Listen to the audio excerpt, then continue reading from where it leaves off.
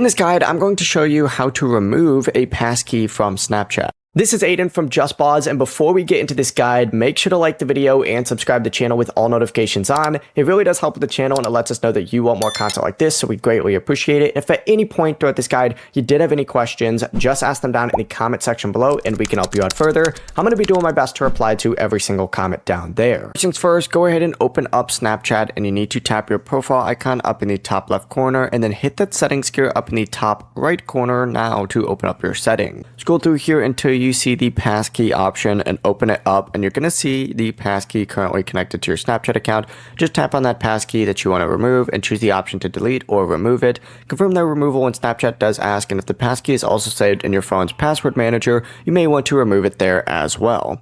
On iPhone, you can just open up the Passwords app, find Snapchat, and delete the saved passkey. If you're on Android, just open up Google Password Manager, find Snapchat, and remove the passkey from there. And after that, you can continue signing in with your Snapchat password or add a new passkey later. It's completely up to you.